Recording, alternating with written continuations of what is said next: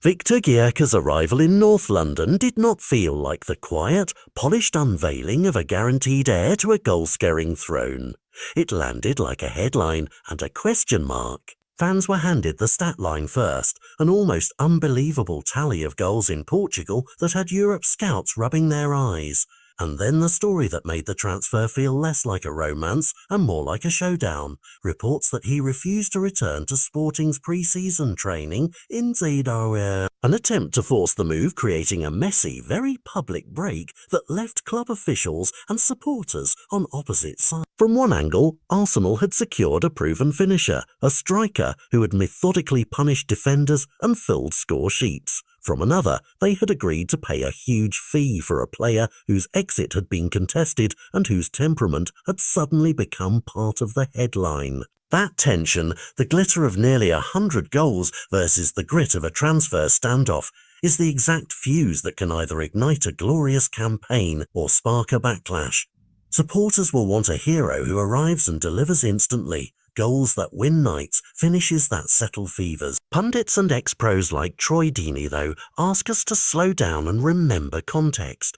The Portuguese top flight gives attackers space in a way the Premier League simply does not, and the step-up can rewrite narratives cruelly and quickly. So the question for Arsenal is not just what Gyökeres did last season, but what he can do when the game compresses, when centre-backs are faster, tackles are later, and the margin for error is thinner.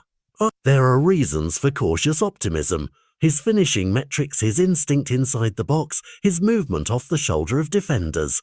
These are raw, translatable skills you can see on tape. But there are also reasons to be wary.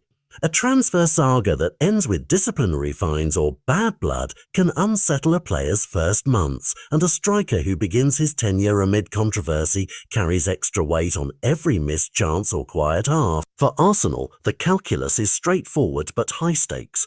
Do you trust that the system and the manager's methods will smooth the edges and let his instincts blossom, or have you bought a narrative that will be judged harshly if results lag? Imagine nights when Gyökeres runs behind the defence and rewards a patient build-up with a ruthless finish.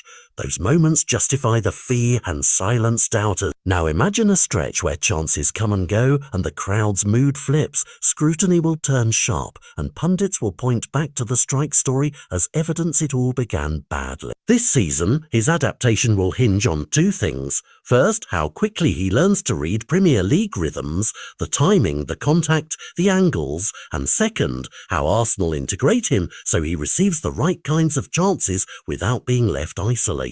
If he becomes the focal point of a fluid attack, his Portuguese numbers could convert into Premier League headlines. If he is shoehorned into a role that demands different runs or faces a relentless physical calendar, that adjustment could expose weaknesses in minutes, not in talent. Either way, what we'll be watching is more than goals. We'll be watching temperament under pressure, the manager's faith being repaid or tested, and a club's gamble either cashing in or becoming a lesson for future transfer summers. The story is not finished. It begins with a fee with goals, with a headline about a strike, but it will be written in 90 minutes chunks across a long season.